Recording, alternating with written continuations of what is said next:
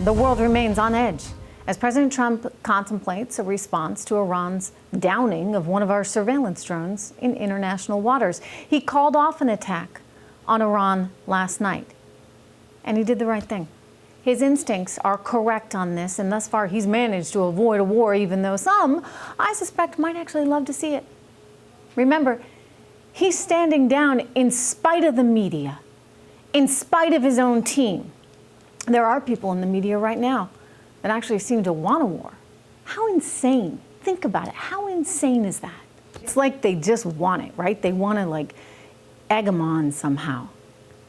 And let's not forget, by the way, media aside, that his national security advisor has a long-standing reputation for being quite willing, some might say even kind of anxious, to engage in war. So between his team, between the media, all these people that might want to punch back in a way that would escalate things to a level that I don't think would be good for our country. Who would ever want this? I mean, who would want to waste our money? Who would want to waste lives for Iran? No thanks. This is a president that won't be fooled. He won't be goaded into a war by Iran or the media or the left or the far right. He recognizes that sometimes there's more leverage in waiting and thinking and not engaging until you've actually figured out what all your options might be. I mean, what's the rush here?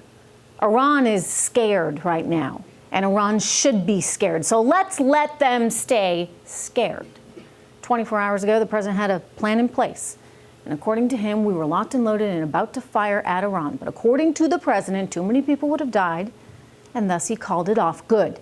This shows the world that the U.S. is the bigger, better, more rational country.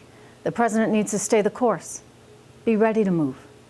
Be ready if need be, but also remain open to rational discussion. I guarantee that if and when the Iranians are willing to sit down and talk, this president will be there.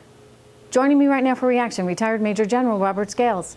Sir, good to have you back on this program. Hi, Trish. You know, I'm always struck by you guys, you generals, you people in the military, because, you know, some might say, oh, well, you know, the military background, you know, you're eager for this kind of conflict. But I've found that you, sir, and many others are anything but that. And you tend to approach it knowing what the cost, the real cost would be. So there are a lot of concerns that we could get ourselves in some kind of a prolonged conflict with Iran. Do you think the president made the right decision in standing down? Well, first of all, Trish, I've seen war, and I know exactly what war is all about. And it's not about you know, video images of explosions in some distant place. When you're on the receiving end of those explosions, it's an entirely different picture. And here's the second thing. If you're going to attack someone, if you think you have a purpose to attack someone, it shouldn't be for revenge or for payback. It should have some sort of strategic outcome, some long-term plan that fits with your strategy instead of just blowing things up. And what happened today, I got a call from a friend of mine this morning who was very close to the president's decision in the White House, and he said it played out just exactly as the president said. The lieutenant colonel came in, put a piece of paper in front of President Trump, and Trump looked at the guy and said, how many people are going to die? And when the number came back as a hugely disproportionate strike, 150 lives for a flying drone, the president made exactly the right decision, because we have every advantage in this face-off as long as we don't screw it up, and the president won't do it.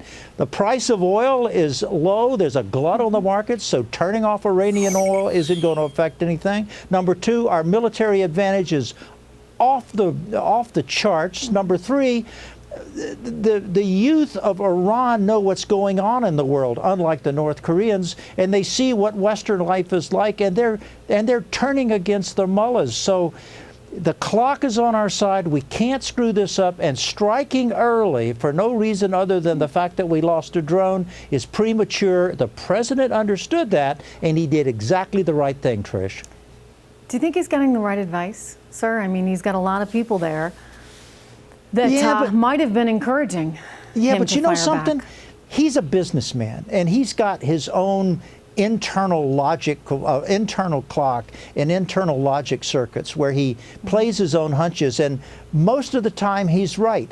Now, not only, though, are there people inside the Pentagon who are encouraging this type of a strike, but there are a lot more, Trish, who thought it was a bad idea.